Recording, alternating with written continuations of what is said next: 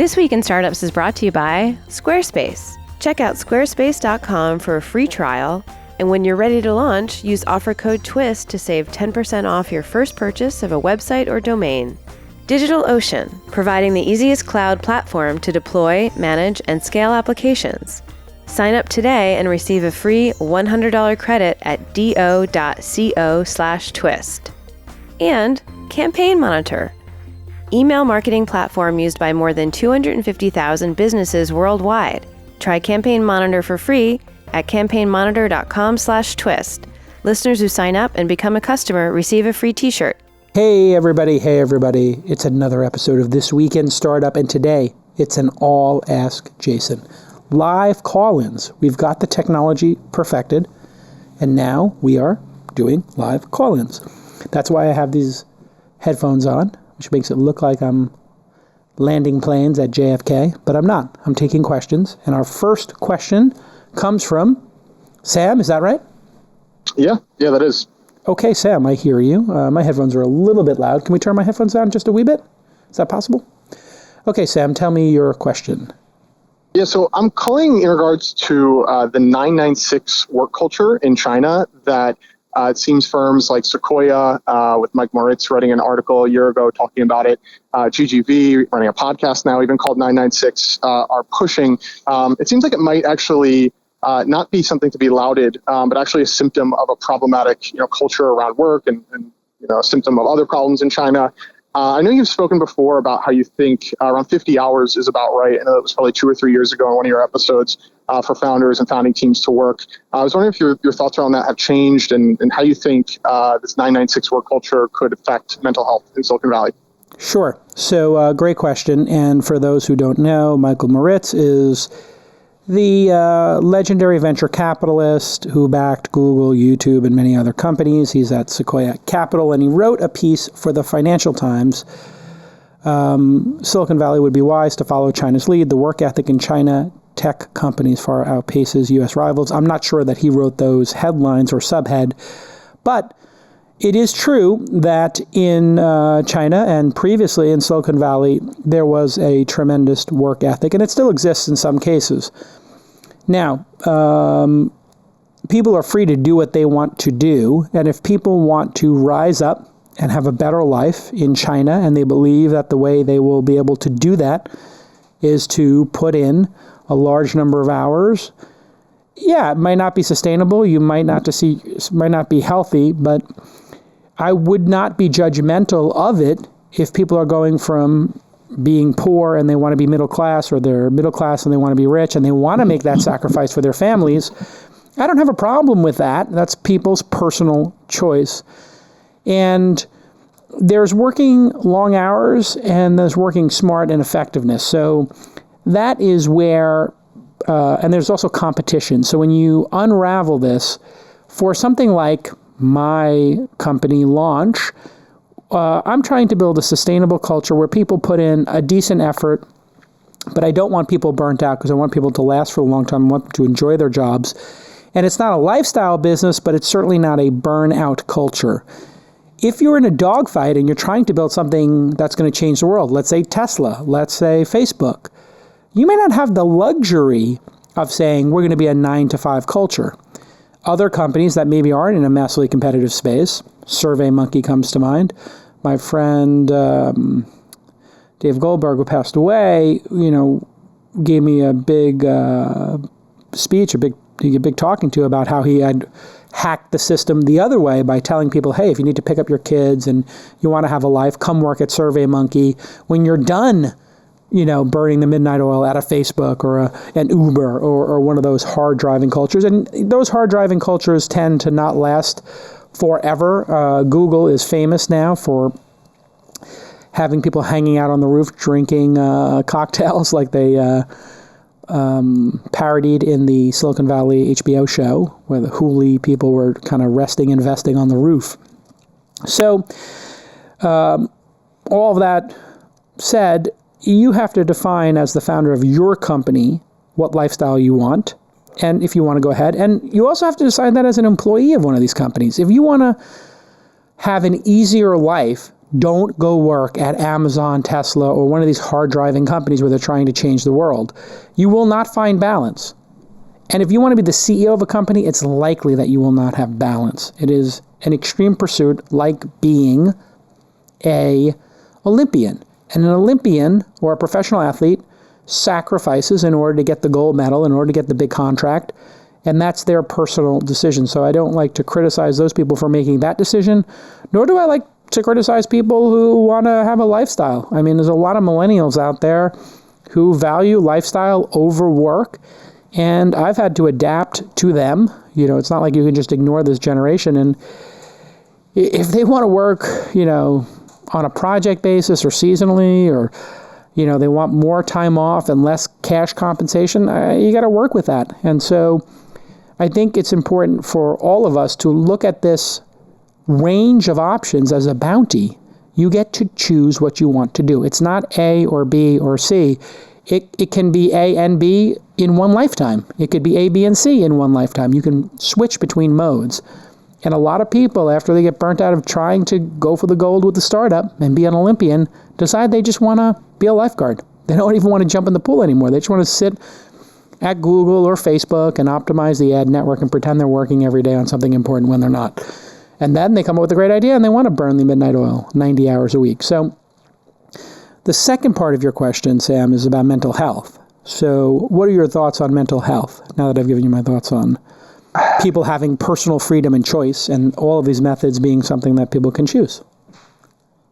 Yeah, so I definitely don't have a astute observation on the larger mental health space, but my thinking is that it's totally healthy to work 60, 70, 75 hours a week, which is what that 996 works out to be, if it's a organic, bottom-up or organic thing that happens in the company. I just don't think it should be forced upon the company from the get-go. And I think people should take a hard look at that 75-hour-a-week number because I think China is just innovating more on mobile just because of societal context that exists. They're doing last-minute last-mile stuff better just because of societal context. Bike sharing is needed more there.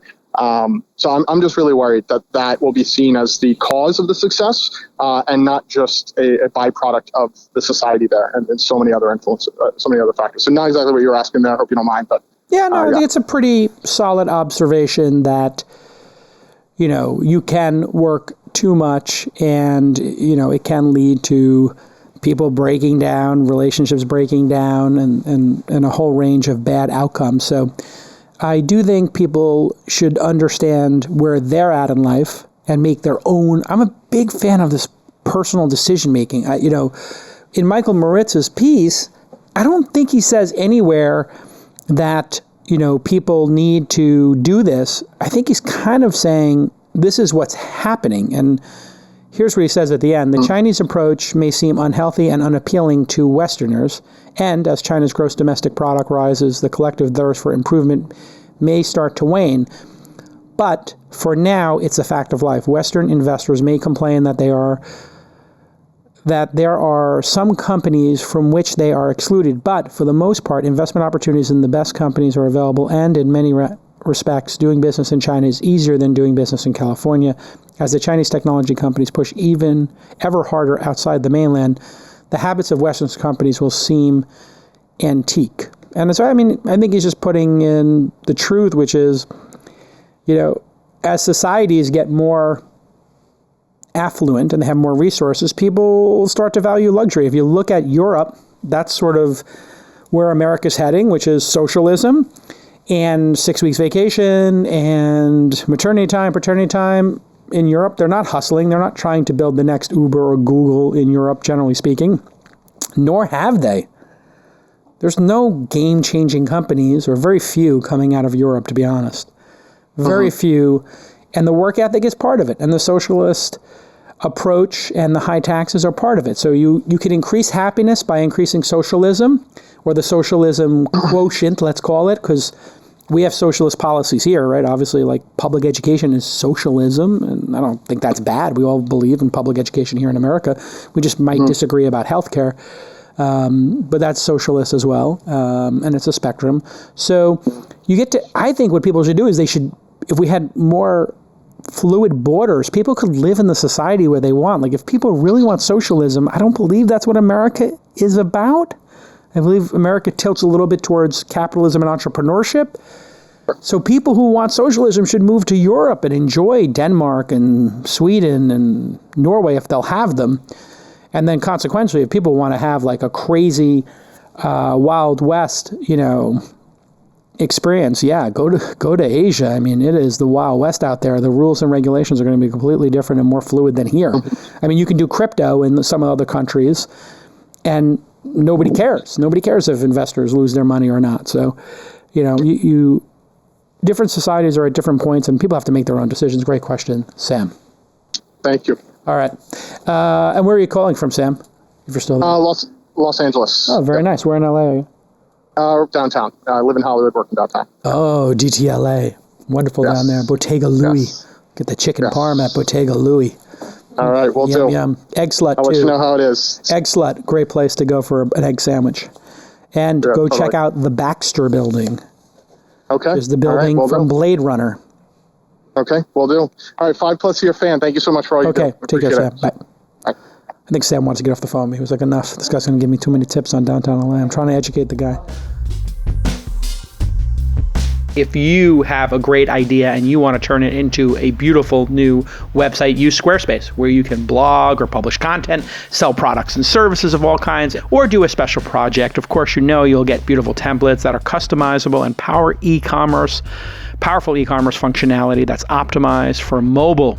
And you can buy domains, choose from 200 plus extensions, get great analytics, and you will get free and secure hosting and their 24/7 award-winning customer support.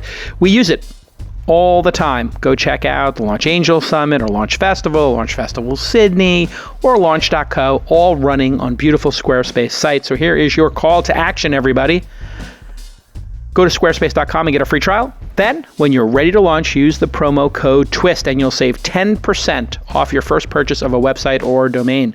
Squarespace, make beautiful websites and get all that powerful e-commerce functionality, and you'll be optimized for mobile.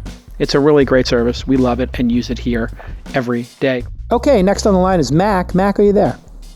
Yeah, I'm here, Jason. How you doing? I'm well. Where are you calling from? Venice Beach. Venice Beach. Another person in Los Angeles. We hate you. What a great life you have. All right, so you're in Venice Beach, going and getting that Intelligentsia coffee, and maybe going to Jelena for a little lunch. That great. I live right next to Justa, their sister restaurant. Yes, and there's also that ice cream store that just opened on the corner. That's really good. If you like bougie food, this is the place. It is pretty fancy-dancy on Abbot Kinney in Los Angeles, in Venice. So, you have a question? Yeah, I read your book, and it spoke to me a lot, and I ate it right up. And the first question, like probably a lot of people, is how do I get involved, or should I get involved? And I had emailed in about my financial situation and wanted to kind of get an idea if you recommended syndicates for somebody with my type of wealth. Okay. So I'm a ticket broker. I buy and resell concert tickets, and I started by just buying a couple of tickets, and I turned it into what today is about $225,000 in unsold inventory, and that's about what the business is worth. Also, after debt, maybe a little less. So what you're telling me is, at any given point in time, you own $200,000 in tickets to concerts, musical concerts, that you are attempting to resell on something like StubHub.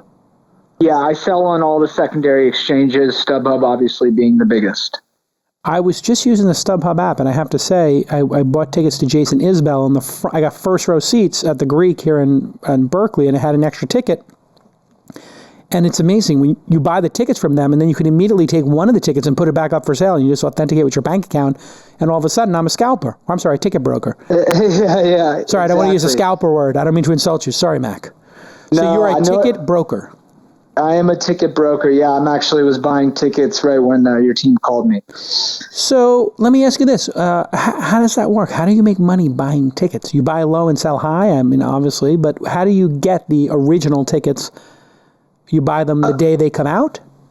Yeah, so I stay on top of the on sales, and I buy them when the on sales and the pre sales are happening, and I stay up to date. I'm very active on Twitter, and I come from I worked in the traditional music industry for 5 or 6 years beforehand, so I kind of know the touring market, and I was inadvertently trained without realizing that I would be a good ticket broker someday. I am fascinated by that business. Let me take a guess here. Is it Katy Perry or is it the Jay-Z Beyonce tour? What's the most profitable tickets you've ever been able to sell? Well, so a lot of the big brokers make their buck off the really big stuff, like the ones you just mentioned. Mm-hmm. I'll tell you, Katy Perry's tour is kind of embarrassing right now. But I don't. Why? She's not selling out? She's, I don't know if she's not selling out, but the secondary, like at the Ace Theater, which is a huge underplay on Tuesday night, you could get good seats for like $20, which means that it was either overbrokered or nobody cared. It's really interesting. Like I found, because I was looking at buying like tickets to the new Warriors arena here, and they want you to buy like the whole package. And when I realized is over the last couple of years, I go on StubHub, I'm able to buy under the ticket price often. Like sometimes the tickets are underwater for NBA games. Well, it's interesting you mentioned that. There's I don't know the exact dynamic because I don't sell a lot of sports, but there is a hustle going on right now, and I know some guys involved who are literally just buying off Ticketmaster and then supplying StubHub with inventory, and I think that's because the Warriors have buddied up with Ticketmaster, making the supply much smaller on StubHub, and so. There's the Warriors are interesting. I know people who've made millions off the Warriors and are now left with only 1 or 2 seats because, back when the Warriors weren't as good, they begged for brokers to buy up their season tickets. And now they've reduced everybody's inventory to 2 seats per person. So what do you make? You make 10, 20, 30K a month doing this in profit? My best month, I made $25K, and nicely done. And I average about 12.5 right now. My peers are making 50 to 60. They've been in the business much longer than me. I've been growing every month that I've been in business. Last month would have been my best month ever, but Fish, their festival, got rained out and canceled, and so all my orders were canceled. Oh no. Fish was really bad. Okay, well, that means in the United States, at least, you are close, if not being an accredited investor, because you have to have a net worth of at least $1 million. I didn't ask you that. And that's excluding the value of your primary residence, or have income of at least $200,000 each year for the last 2 years, or $300,000 combined if you're married, and have an expectation to make the same amount. That's what accreditation is in the United States. That's going to change over time, and of course, there are non-accredited deals. So for you, somebody who is, I think you're probably young, are you under 40? Yeah, I'm 29. Perfect. So you're 29. You got 3 kids in private school and a mortgage? I got none of that. Okay, no kids in private school, no mortgage, and you are making good money. So for you to put 5 or 10% of your yearly income into angel investing, if you were to lose it all, you would A, learn a ton, B, you would make it back the next year and not be super bummed out about it. It wouldn't impact your children's ability to go to school, or you wouldn't miss a mortgage payment. In other words, you're probably living below your means, you're profitable, you have the ability to put money away, and you have the ability to take some chances, which puts you in a perfect position to maybe make some angel investments. Now, you're going to want to have diversification, where you have 30 investments, 40 investments, so you hope to hit one of the big ones, like a unicorn, or at least a 10x or a 50x. And obviously, if you make 30 investments of the same size and you hit a 50x, you're going to be in the black. And so you are a risk taker already. You understand inherently because you're flipping tickets and making decisions on which tickets to buy. This is right in your wheelhouse. This is like, we're kind of similar. You make an assessment of a ticket and then you buy them hoping to resell them. I make an assessment of a founder and a startup and buy the shares, which are the same as your tickets, and then I hope to resell those shares eventually when the company goes public or gets bought. So you're already in the business of taking risk and making decisions. So it sounds to me like you would be perfect for it. I mean, that's kind of what I thought when my neighbors were reading the book, and they're founders, and they came down and they're like, you got to read this book. And yeah, I mean, I did actually make since I first reached out, and I did make my first syndicate investment, and the plan is to do more. But yeah, like you, I'm also a regular tournament player down at HPC. I know you mentioned that. A little Hollywood Park action, huh? Oh, very nice. Yeah. So I'm a blackjack card counter. I mean, I love this stuff, so across the board, I'd like to get involved, but again, I can't make 20 investments in my first year, because take your time. Listen, you're 29 years old. You don't need to rush into anything. You've already got this little business going. You like to play the cards a bit. So this is something you try on. If you make 10 investments of $2,000 each and you put $20,000 to work and it doesn't work out, just look at it as like a year of going to college. It's not the end of the world. That's how I would look at it. If it was one of my friends or a cousin or a nephew asking me for advice, I give them the same exact advice I'm giving you, which is this is the age where you can take risk. And what happens if it works out? And that's the thing that gamblers understand. There are some risks, but you take your shots, and if it does work out, what is the expected value, right? So if we're playing in a deep stack, high-stakes poker game, I shouldn't be playing 8-5, but if I can see a flop for, $200 and I happen to hit my straight, I'll tell you, there was a moment in time that I became addicted to poker. I was at Hollywood Park playing at the big game, which is like maybe a $2,000 buy-in or something. I can't remember if it's $2,550 or $5,100, whatever it is. And I was a pretty novice player 12, 13, 14 years ago. And I played 5-8 because I was on the button. I had read in a book, play your button once in a while. And it was unraised. And sure enough, I hit the magic flop.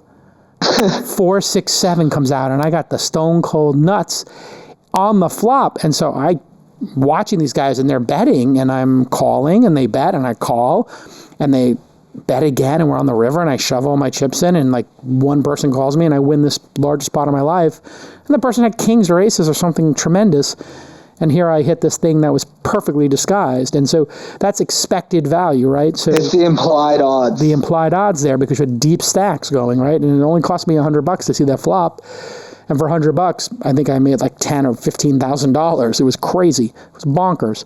And that's what angel investing is. Imagine if the chip stacks were unlimited. In the game we play, forget about 100x. The Uber investment I made is probably 5, 6, 7,000x. And, we have other investments like com.com or Robinhood. These are starting to hit 50, 100x investments. And these are bigger numbers that we're starting to invest. And so there's very few casinos or places in the world you could hit 50x. I don't know if you ever hit a 50x on a ticket resale. What's the big ticket resale you hit? I was thinking about that today. We target 1.3x. That's a good return. Right. Occasionally, I think the best return I ever got was, I got on this artist real young and I got 5x, and wow. I was, but that's huge. It was a $15 ticket that I was. Actually, no, that was more than 5. The whole tour was 5x, but in some cities I was getting, I'd say 10x. Right. That's like me finding com.com before anybody believed in it, or Uber before anybody believed in it. You have some inside information. You made a trade on that inside information. In this case, it's not an illegal trade. It's not like it's a public company giving you an edge. It's you giving yourself an edge. So it wasn't even inside information. You just had a thesis, actually, is the better way to say it. Just like I had a thesis of why these other companies would win. And no gamble, no future, right? As I say in the book, if you make some of these gambles with small amounts of your net worth and it does work out, you could level up. Then put that money in bonds, buy a house, and then rinse and repeat. But the thing I think in life is young people like yourself, they never start a side hustle. They never take a chance. They never take any risk, and they wonder why they never got ahead. The people who get ahead take some risk, and they're not afraid of failing. If you screw up your tickets, Yeah, you could take a bath one month. You might lose 10 or 20 grand. You understand that, right? So you manage the risk. Yeah, exactly. Fortunately, have in 2.5 years never had one losing month in business. But I had a question for you, if I can, regarding the angel syndicates. Is one thing in tickets is I'm looking for hard numbers, real data, numbers that mean something. And obviously with startups, sometimes there's not a lot of data, or it might not be available. The one syndicate I did invest in, there was real numbers that meant something to me. How often are you, or how important are those numbers for you when looking at these syndicates? Great question. So you're talking about traction, and I am very focused in 2018, since there's so many startups out there, and going into 2019 when this is being recorded, on startups that have traction. And the reason is, if there are 10,000 startups out there that have been funded, received some angel funding, seed funding, friends and family, whatever it is, and half of them have traction, the other half don't, I'm going to probably spend my time with the ones with traction, and I'm going to spend my time with the ones with the most traction, because if somebody's making 10, 20, 30, 40, 50,000 a month, the likelihood of them going out of business 6 months after I invest is low. And the likelihood of them figuring it out and how to 10x their revenue is higher. So I like the idea of looking at traction, and I'm only syndicating companies, I think, probably 9 out of 10 or 14 out of 15 companies we syndicate now at jasonssyndicate.com have what I'll call moderate traction, call it 10K to 150K a month in revenue. And we don't want to take too much risk on the ones with no traction. And that's something I think for people who are new to angel investing, if they don't have their product launched and they can't explain to you their traction, unit economics, how they make money, wait. Stay in touch with them. Say, hey, put me on your monthly update, because the price of the company might be $4 million. And then you pass on investing because they have no traction. Then they get a little bit of traction. Now their valuation is $6 million. Okay, so you have to pay 50% more, but you're paying 50% more for a company that has now figured out how to make money.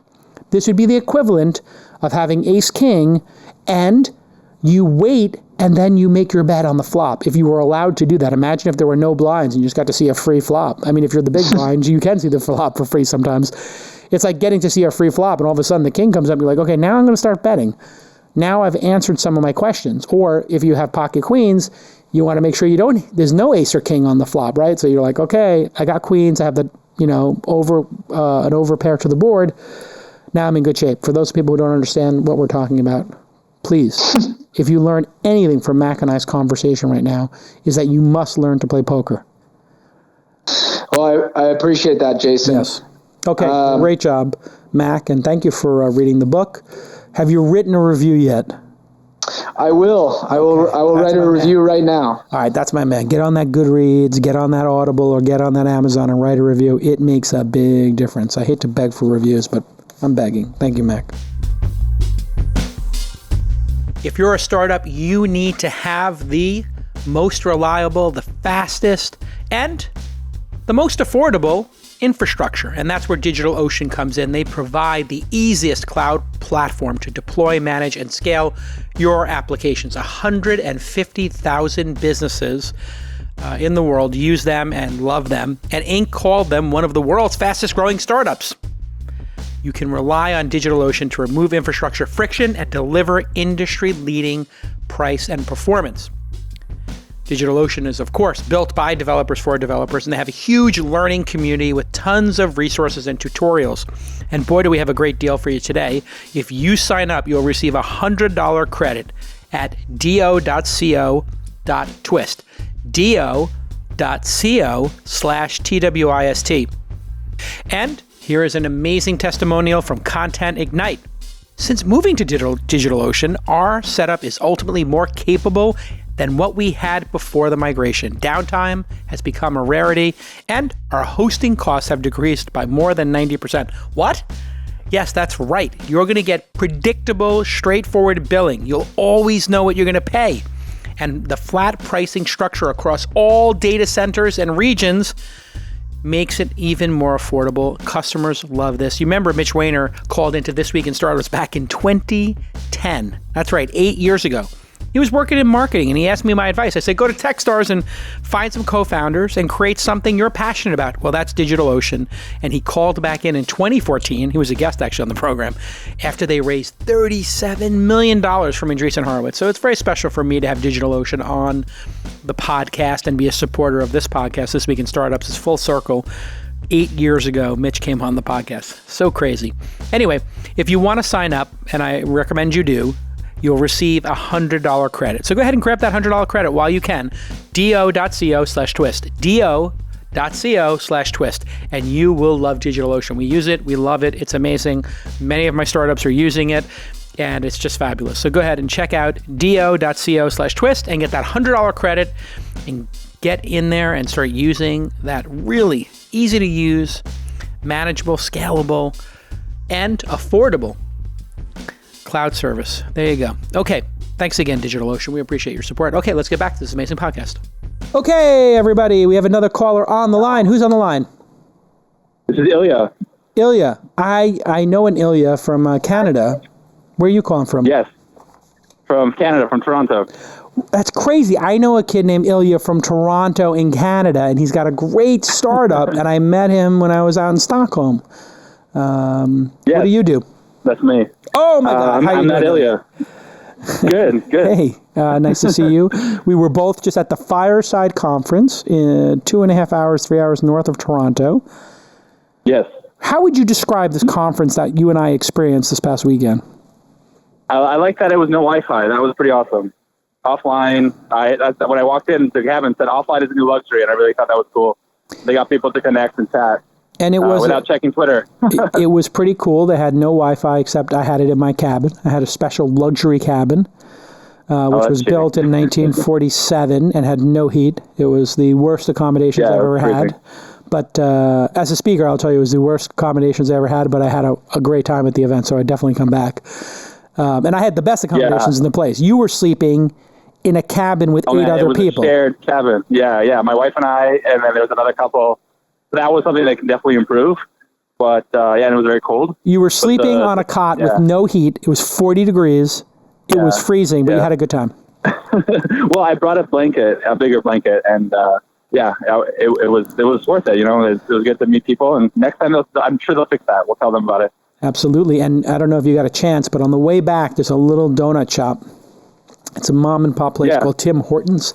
Oh my God, did I have a great maple glazed donut up in Canada? This place, Tim Hortons. Tim's a great guy, by the way, and it's kind of off the beaten path, about 2.5 hours north. But if you're ever in north of Toronto in the backcountry, definitely go get that Tim Horton maple donut. Very nicely done, Tim. Okay, you have a question for me, Ilya?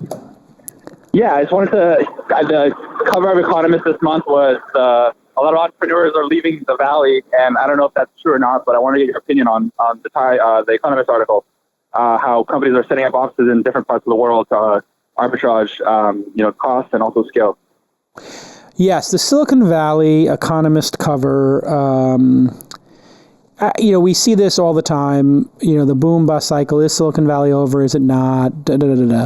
But the story was essentially about the incredibly high cost of living. And so when you're running a company, the cost of living matters and the amount of competition matters. And what's happened in Silicon Valley, and this happened the last time when the stock market went bonkers during the dot-com era, there's a finite amount of real estate in this area. This Bay Area, from what I've researched, is like 100 different little communities. You'll have San Mateo, San Jose, Oakland, Berkeley, Mill Valley, San Francisco proper, Half Moon Bay. All these different places are all NIMBY. What does NIMBY mean? Not in my backyard. So the people who own this beautiful Victorian home in Pac Heights in San Francisco, and they've watched it go from $40,000 when they bought it in 1978, and they pay taxes on $40,000. It's worth $4 million or $8 million. They can't believe it.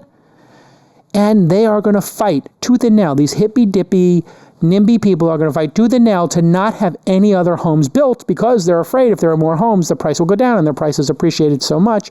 It's absolutely bonkers. And so what this has resulted in is complete capitulation and people giving up. A number of venture capitalist friends of mine are like, yeah, we're going to move to LA. I'm like, why? They're like, the cost of living here, what you get for the money, hiring staff, hiring teams, it's just too hard. I'm going to go back to LA. I'm going to move to LA. I'm going to move to Seattle. I'm going to move to Austin. Tim Ferriss is in Austin. Kevin Rose moved up to Portland or Seattle or something. I'm not speaking out of school. These are all been very public moves. And it's also kind of toxic. People feel like it's toxic here right now. Also, San Francisco has gone down in terms of safety and security. So it's a completely mismanaged city with a fundamental NIMBY housing problem. So when things are booming here, and things have been booming, and things will continue to boom. So we had the Facebook and Twitter IPOs, but right around the corner is the Uber IPO, the Lyft IPO, and the Airbnb IPOs. When these IPOs happen, this place is going to go even more bonkers. There'll be another 10,000 millionaires, and houses will get more expensive, and we have not figured out how to build many more units. We need to build many, many more units here. So people are rightfully giving up on the Bay Area. And it's a big problem for us, which is why we opened an office in Toronto so that we could hire people. And the people if we hire somebody in Toronto for $40,000 or $50,000, that salary would be probably double here in the Silicon Valley.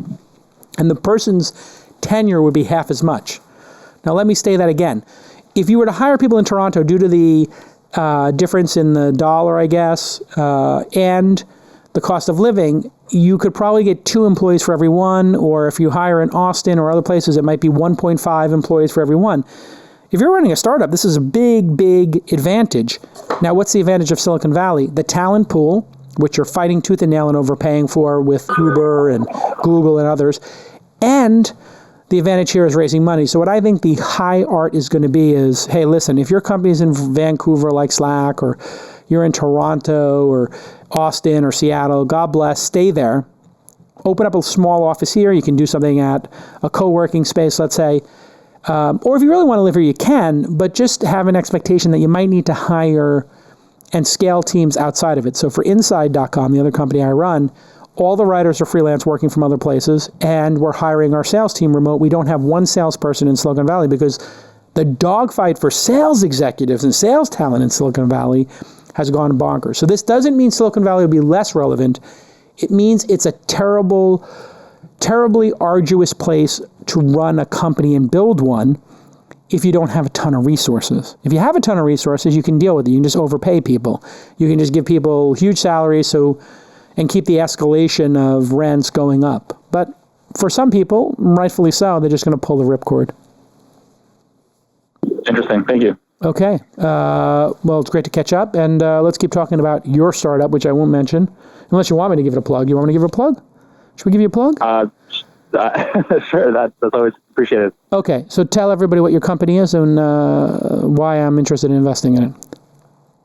All right. So it's a company called VanHack. We help companies hire software engineers or technical talent around the world that wants to relocate to their cities, giving them that access to awesome talent around the world and kind of making hiring global without any borders.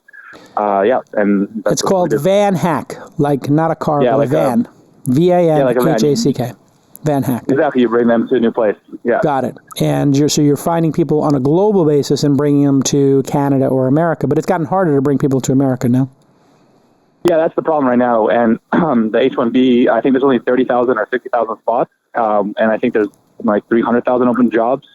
I'm not on Canada or US 12, but it's in California, which is crazy. So yeah, we're working right now with Canada that has a new fast track visa, but also in Amsterdam and Berlin and all the different countries of the world, Sydney, Wellington. So there's all these awesome places around the world that are accepting developers. And so if you have offices there, God, this is why Trump is the worst. I mean, honestly, like, he has no handle on the issue. We need these talented people here. If not, the companies overseas, the next Google, the next Uber, the next Google, it's going to land in Vancouver, or it's going to land in Toronto, or it's going to land in Berlin, and it's not going to come to America. We're going to lose the taxes. We're going to lose the jobs, all because we're going to build a bigger wall and block out the crazy Canadians. You may have heard of Justin Trudeau, True Loser.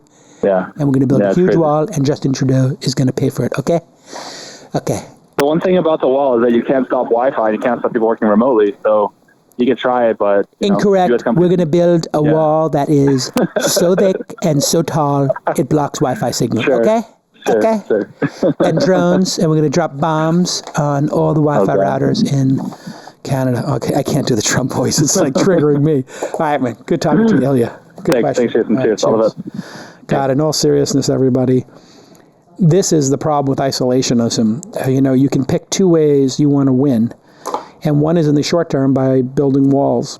And the second is by letting talented people into the country and building the best businesses in the world that create the most compelling products that spread globally. We've done the latter, and it's worked pretty great for a couple of 100 years. I mean, if you think about the last couple of dozen $100 billion companies, they've all come from America with a couple of exceptions in China, and we're blowing it now. The next Elon Musk, the next Sergey Brin, Trump is not going to let them into the country. Okay, we've got another caller online. Who's on the line, everybody? Hi, this is Alder. Alder, how you doing? Where you calling from, Alder? I'm calling from sunny San Francisco. Sunny San Francisco, very nice. Where in the many microclimates I see on Mr. Chili, amazing app, are you? I'm over on Treasure Island. Oh, you're on Treasure Island. It's amazing, under the Bay Bridge. Almost, yep. Now, for people who don't know, Treasure Island is a little island that's between the East Bay, Oakland, Berkeley, and San Francisco. And when you go across the Bay Bridge, which is really two different bridges, I guess, connected by the island, you can get off a hairpin turn and you'll be at Treasure Island. Do you live on Treasure Island or work on Treasure Island? I work on Treasure Island. So there are companies on Treasure Island. What's it like to work on Treasure Island? Is that a nice place to work? You get a good view of the bay, good food. What is it like over there? I've never been to Treasure Island. You should come on over. There are a couple good restaurants. There's some breweries. And, very affordable office space. Interesting. And you have to commute there, and the BART train doesn't stop there, so people have to drive. Yep. Oh, fascinating. Are there ferries that go there? Are there ferries to Treasure Island? No, it's the bus or car, and heaven help you if you got to take like a lift or something, because GPS doesn't work. Wow, good to know. But from what I understand, and we'll get off the Treasure Island and get to your question in a second, they're knocking a bunch of stuff down, and they're going to build up there. There's going to be like some new office complexes or apartment buildings. Is that correct? Oh, yeah, I'm sure it'll be all condos quite soon, before it sinks into the sea. Oh, is it sinking? Who knew? Well, the sea's coming to it. Right. You have to build a wall like in Amsterdam. Okay, so tell me your question from all the way out in Treasure Island. Sure. So I was out at a Amazon event last night, and they were saying how, Amazon's doing great things, but still 87% of retail is still, good old brick and mortar. And I was wondering what your thoughts were on robot-enabled retail, like, CafeX or Zume Pizza or the Creator Burger Joint? Great question. So I'm an investor in one out of the three of those companies, and I'm familiar with the other two. If you look at robotics, it was very popular in the 90s, and then it came up again in the aughts. And the only thing really to come out of the robotic revolution at that time was the Roomba, right? In terms of commercial success. So you have to ask yourself, well, why? Why is that? Well, sensor technology driven by, and battery technology driven by smartphones and the revolution in smartphones didn't happen yet. Now that we have the smartphone revolution, sensor revolution, all the sensors based in it, all of these arms that used to cost $250,000 have gone down to $35,000, $25,000. Eventually, those robotic arms are going to cost $5,000, $10,000, and everybody's going to know how to program them. And they'll be able to do increasingly complex tasks. The reason why I was so bullish on investing in CafeX 3 years ago when it was a student project in Hong Kong was it was the first time I'd seen a robotic project that could deliver the entire service. Now, if you look at the hamburger joint you mentioned, which I think was called Momentum, originally they were at a launch festival maybe 8 years ago. that's super complex. And making a hamburger and putting toppings on it, ketchup on it, it is a very convoluted, detailed process, right? It is a lot of work. And it didn't really work back in the day that well. From what I understand, it works pretty well now. But it's still, you got to build a whole restaurant. It has to be cleaned constantly. You have to load it constantly. It's probably 60 or 70% automated when you look at the entire picture, because you have to clean the machines constantly and load it and all that kind of stuff. Whereas CafeX is 100%. Like, you could leave the machine for, theoretically, until it runs out of beans and milk, or the milk goes bad, and it would keep serving it. So I went with the easier path to 100% automation, which was CafeX, not the burger joint. Additionally, the burger joint was up against some pretty significant competition in the burger wars, and I'm not sure that the burgers will be better. Zume Pizza, I know Alex from over there, and I was very impressed. They're probably 50% automated, and so they're really making some progress. Pizza feels like it might be slightly easier than hamburgers, but still hard. But this will go away. The idea that humans will make food will be like humans riding horses or, buggies. It'll be like a charming thing for people to do to show that we still know how to do it, right? Mm-hmm. Who wants to, and people get all concerned about, like, oh my God, these jobs of baristas. Like, that's a terrible job, to be on your feet for 10, 12 hours, listening to people with their annoying coffee orders. They want half cap and this temperature and this much foam. Nobody cares. And you're going to have to sit there for 12 hours listening to people's orders and making coffee and frothing the milk all day. It's arduous and hard. I see those baristas, you know what I think about? I think about those toll booth clerks that we used to have. You remember toll booth clerks? I'm sure we still have some on the Bay Bridge. Like, there's probably 2 of them for the people who don't have Easy Pass, right? And then on the Golden Gate Bridge, I don't think they have any. I think you just zip right through. They take your picture if you don't have a Easy Pass and send you your bill in the mail or a fine. Nobody feels bad for getting rid of those jobs because those people were in a prison cell. I look at those people making coffee every day. I kind of consider them, unless they're an artist making latte art, that they're in a prison cell. They shouldn't have to sit there and do that arduous work over and over again. So I like the idea of freeing people up from that, lowering the cost of coffee, lowering the wait time, making it perfect every time, and moving on and letting those people pursue the arts or go to Coachella, whatever millennials want to do. But I'm bullish on it. I mean, if I'm investing, that's the biggest sign that I'm bullish on something, right? Because I'm making a bet. And I made a big bet on CafeX. I believe that's going to change everything. If it doesn't, somebody in that space is going to make the changes. What are your thoughts on it? Oh, I'm a big fan of CafeX. I actually usually get my morning coffee from there. So I love you. Thank you for that. It's going very well. They're making progress. We just raised another round with myself and David Sachs from Kraft. Yeah, I heard they're rolling out more of the Gen 2 machines. So yeah, we have the Gen 2 is the one on 1 Bush Street, and you can order from the app, and it has the tap. So now we can do a nitro tap, and there's other things that exist on taps. So in the future, you could imagine other things on tap. You might have 20 taps in there, serving other things that you may have had from a tap before that are not iced coffee or tea. So stay tuned. Beer and robots, what could go wrong? Oh, what could go wrong? Yum, yum for J-Cal. No, imagine that if they had 20 different beers and you're at a music venue that checks ID at the door and you don't have to wait and you just get a beer at any time from your phone. Beep, beep, boop. And all of a sudden you got it. I think it's going to be big. All right. What do? You have a job? I do have a job. I'm a founder. Oh, very good. All right. Well, I'm looking forward to hearing about that company when you're ready to raise money. Email your Uncle Jason at calacanis.com. Will do. I got a couple blank checks sitting over here trying to do 100 investments a year. It's not easy. I'll shoot you an email today. All right. Sounds good. Thanks for calling in.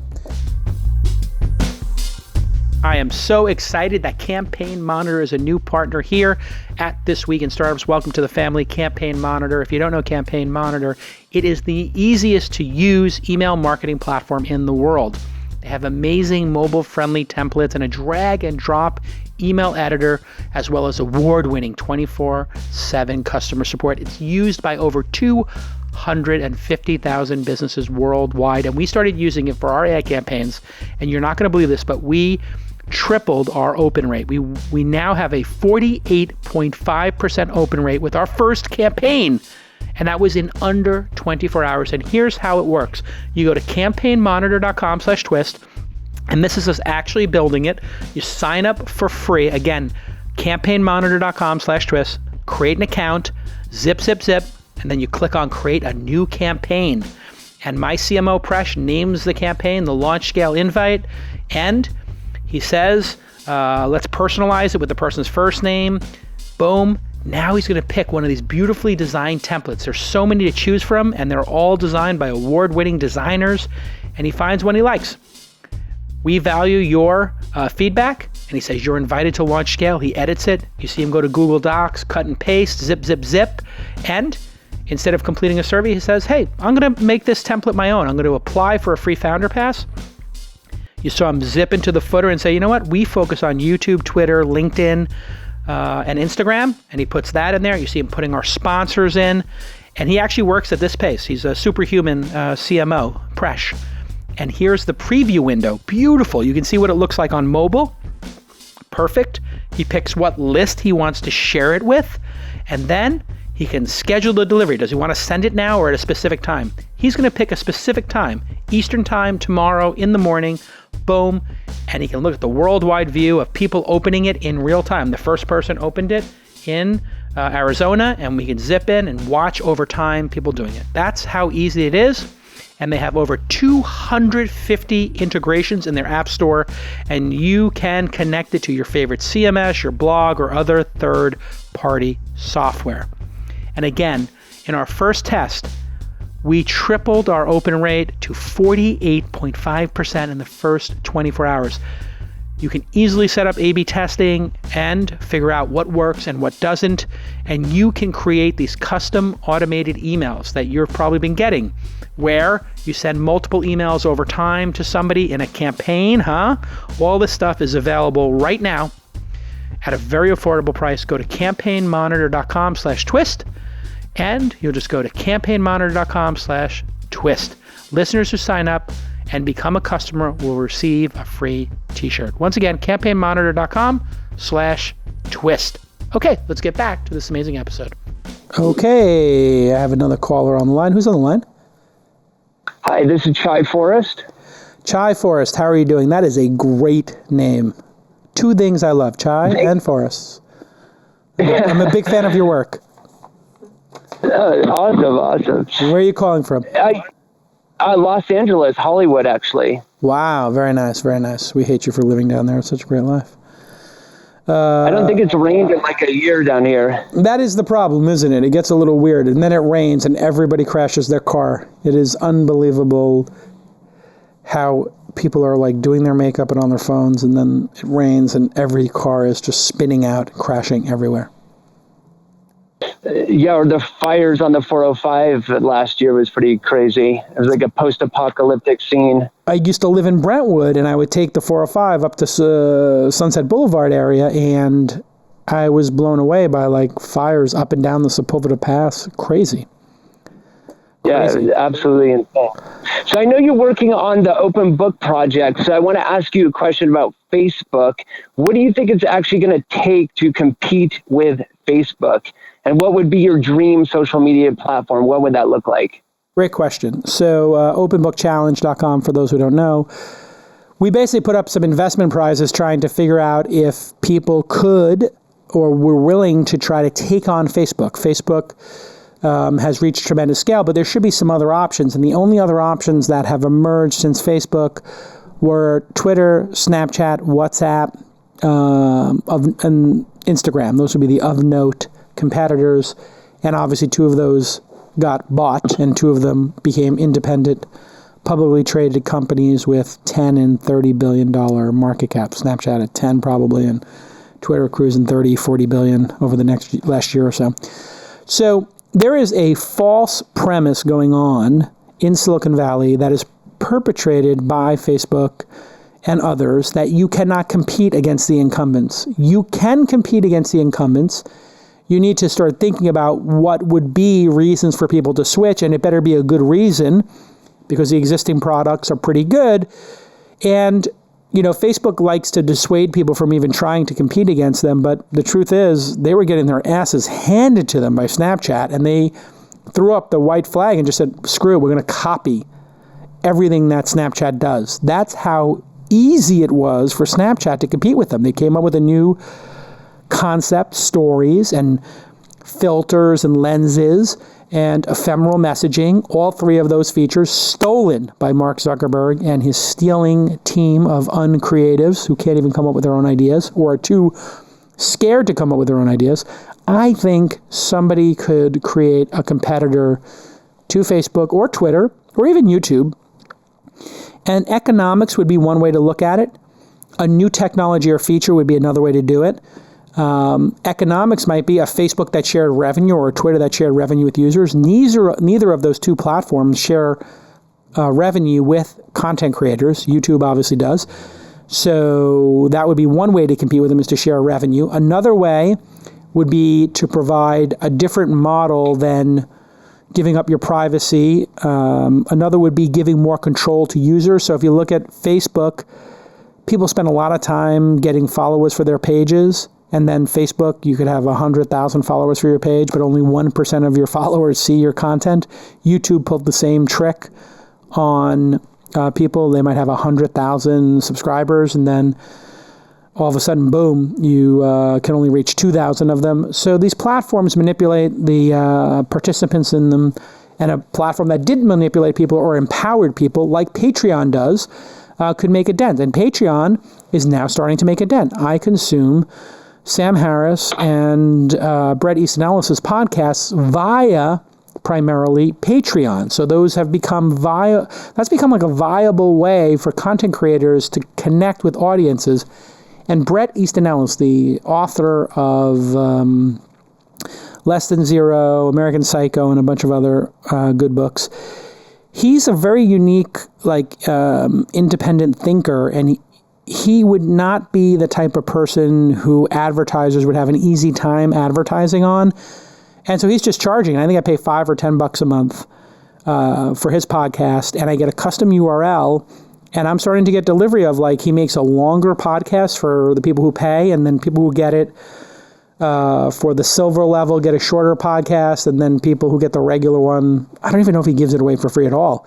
And so there are many different ways: product, economics, and the offering, or technology to change how people look at it. And some of it's UX. Like Instagram just said every post has to have a photo, and the posts can't have links in them. So if you don't have links in your post, that creates a scrolling culture. Keep scrolling, keep scrolling, keep scrolling. There's no way to click out. That's why you don't click on links. You can't click on a link in your feed. And that's why everybody says, click on profile link to get out to whatever this is saying, and they have to go change it. It's because they want to keep you scrolling through beautiful images. That was a format change from Twitter. So you can change the format, you can change the economics. Some people argue cryptocurrency would be one way to do this. I think that's got legs, and I think somebody should try that. There's something called Steemit, which is kind of like Reddit, but with a cryptocurrency where people earn money for ranking in the system. So there's some clever ideas out there. But the big issue, Chai Forrest, is that founders have been duped, hoodwinked. They have been suckered. They have been slipped the Mickey. They believe they can't compete when in fact they can. Please don't buy into this bullshit that you cannot compete against Facebook, YouTube, or Twitter. You can. And you will. And if you do, I will give you money and invest. What about the J-Coin? I know I've heard you talk about that before. That's just me trolling, okay? Just to be clear. Cryptocurrency is garbage. It's filled with charlatans and liars and grifters. There was originally some very interesting aspects to cryptocurrency, and I have never seen a space be grifted and co-opted by grifters so dramatically in my career. I mean, even the dot-com bubble where bankers and charlatans came in and tried to pump these stocks up, the Globe.com and other nonsense, that was a fraction of what we saw in crypto when, my God, 2,000 ICOs and 15 or 1,600 of them are MIA. Nobody even knows where the founders are. It has just been a recipe for disaster. The strength of crypto was, hey, it's going to be fluid and global and nobody can control it. You know what happens when you create something global that nobody can control? Chaos, grifters, stealing. If I made a casino that existed in the cloud and anybody could pop up a casino at any time and anybody could shift their money there, do you think anybody might cheat? Of course they would cheat. That's what humans do. They cheat. They try to find an angle and they angle shoot. And if you put it on a global basis and make it anonymous or semi-anonymous or quasi-anonymous like cryptocurrency is, you will have people scam each other till the cows come home. And if you just look at Telegram, there were all these rooms called Pump. And I started joining these rooms because people were tipping me off to it. And they would have like 2,000 or 3,000 people. And they're like, we're going to pump this coin, pump this coin at 9 p.m. tonight. And you're like, oh my God, you guys are idiots. The person who's doing this has already bought their coins at a penny, and they're asking you to pump it up at 10 cents. They've 10x their money. You're buying the coins from them, and then they tell you to hold it for 48 hours. The reason they're telling you to hold it for 48 hours is they don't want you flipping because they're in the process of flipping. These people were literally pumping and dumping securities and explicitly naming the strategy pump. I mean, they may not have said dump, but they were saying pump. It's just such a disaster. And so when I say J-Coin, that's strictly me trolling this madness. It is madness.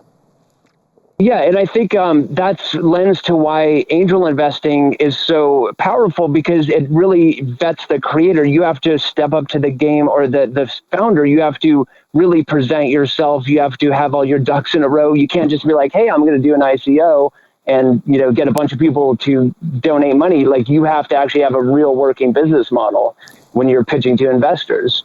And you have to set up a corporation, build a product, have a team, get an office, go to pitch meetings, and the investors, when they buy the shares in the company, will be buying preferred shares, and they're going to talk to your law firm, and they're going to know who your lawyer is because they work with them on the last deal. And if you try to abscond with the money, you're going to go to jail. As opposed to people just shifting Ethereum or Bitcoin from one wallet to another, getting a different Chuck E. Cheese token in return, and never, ever having any kind of protection. And all these people sold securities and pretended they weren't securities and they were utility tokens.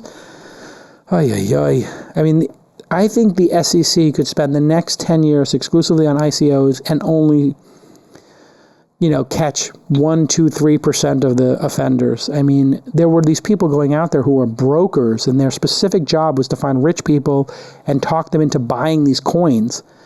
So they were literally resellers. They were dealer brokers, and they're like, I'm not a dealer broker. I'm just selling utility tokens. Like, you can use them to play video games, like at Chuck E. Cheese. It's like, no. The people buying those tokens believed in their heart of hearts they were buying a security that would go up. It was bonkers. I mean, I cannot wait till they write the book on this or the movie. And additionally, if a startup founder is doing an ICO, they're missing, and not using an angel investor, they're missing the smart money that comes with the experience, the mentorship that you get when you have an angel investor. Correct. That's on your team.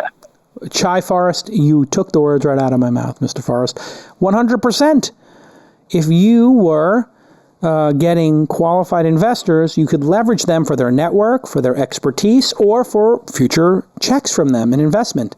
When you're taking money from a blind cryptocurrency account and you may or may not know the buyer, you could be taking money from ISIS. You could be taking money from a front for ISIS or some other, despotic, I don't know if that's a word or not, I may have just made one up, but, some despots and dictators from another country who are laundering money. And so, anyway, it's bonkers. The world is bonkers sometimes.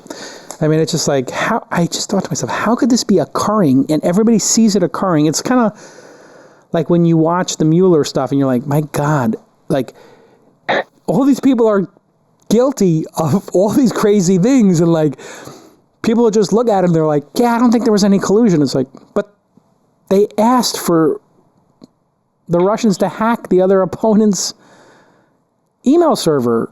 They literally did that. It's almost like sometimes when you do the crime in such plain sight, people are like, there's no way that's a crime because the person literally just walked into the store and walked out with the iPhone and said it was a gift. Like, these people are just stealing in front of everybody and like, but it's technology. We had a white paper. It's like if you have a white paper, it doesn't mean you didn't steal. Great question, Chai. Thanks for getting me all worked up, Chai. Now I'm going to be all worked up for the rest of the day. Okay, good call. I know you resigned Twitter for 30 days. Is that still holding, or are you back on it?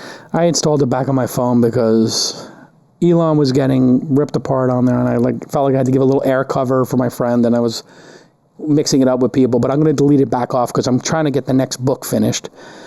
And I was in a really nice groove for like 2 months. No Twitter on my phone, only Twitter on the desktop, which means I would think about it.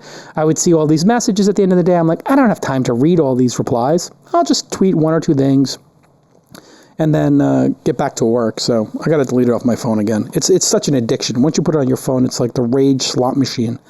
I'm just constantly like hitting refresh and getting like some idiots in my feed who are just trolling me. Oh, ridiculous. Some guy like made a 15-minute video today about me complaining about nonsense. And I'm like, dude, get a life. So weird. Okay. Stay off social media. It's toxic. Thank you so much. All right. Thanks, Chai. And if you get a chance, check out my platform. It's lightscameraconnect.io. Lightscameraconnect.io. We got a final plug-in. What is that? Lightscameraconnect.io. That is custom community builder for professional creators.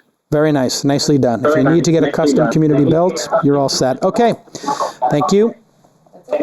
I'll see. Yeah, okay, great. All right, I got to do a little wrap up here at the end. Thank you to all of our callers. If you would like to call into the show, ask Jason at launch.co. Ask Jason at launch.co. Launchscale.net is coming up. Launchscale.net is our Scale is our big conference on how to grow your startup. And Founder.University is how we engage with startups. If you're listening to this podcast, that's step 1. Read my book, Angel. That's step 2. Step 3, apply for Founder.University. Emmy Award-winning producer Jackie accepts 60 of the 400 or 500 applicants, and we spend 2 or 3 days with them here in San Francisco, seeing if they are ready to come to our incubator. Of those 60 who come, maybe 3, 4, 5 of them, between 5 and 10%, wind up coming to our incubator.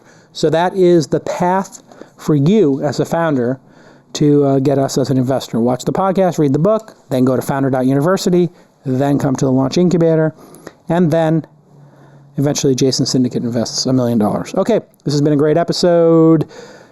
Please write an iTunes review if you're so inclined. That's how people will find out about the show.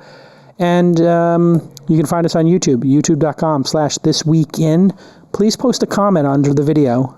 And Jackie, myself, CMO Presh, somebody will reply to you. We're hanging out in the comments at YouTube, and they are not toxic anymore. We have a non-toxic comment thread going on YouTube, youtube.com/thisweekin. Okay, I'll see you next time. Bye.